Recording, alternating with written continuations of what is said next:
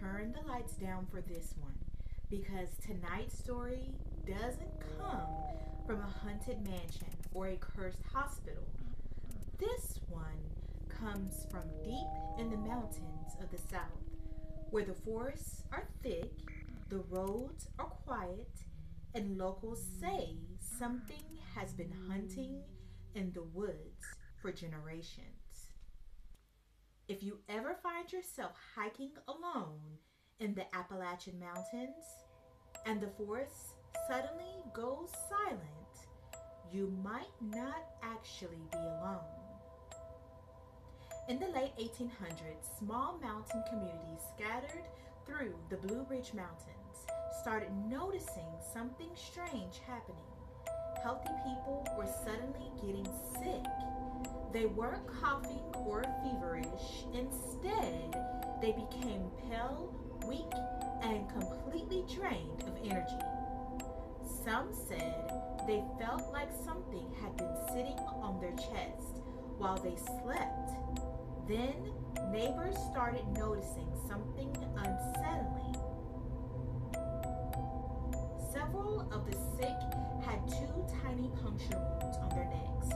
At first, people blamed wolves or wild animals, but doctors who examined the victims said the marks looked deliberate, like they had been made by teeth. One of the most chilling encounters happened near a small mountain settlement outside what is now Asheville. A farmer named Thomas Caldwell was walking back to his cabin late one night after checking on his livestock.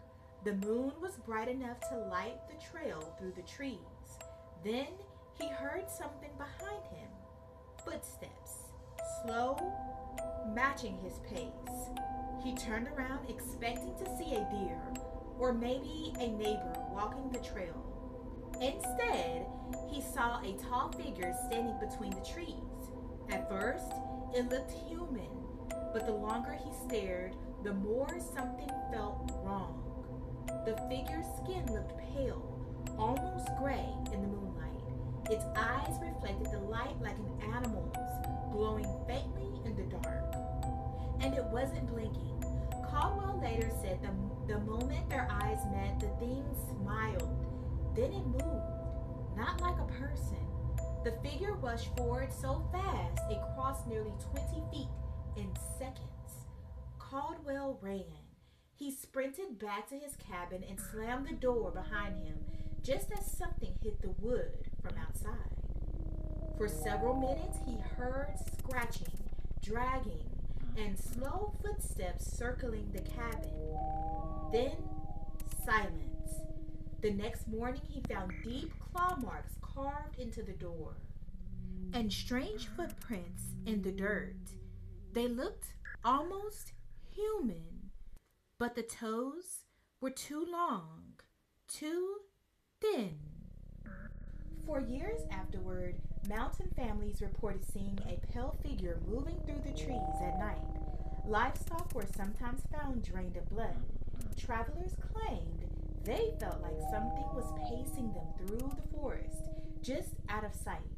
Locals eventually started calling it the Appalachian vampire. Some believed it was an ancient creature hiding in the endless forests of the mountains. Others thought it was something far older than the towns built there.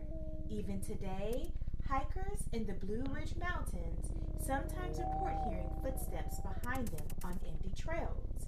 But when they turn around, there's no one there, just fog, and the feeling that something in the woods is watching them.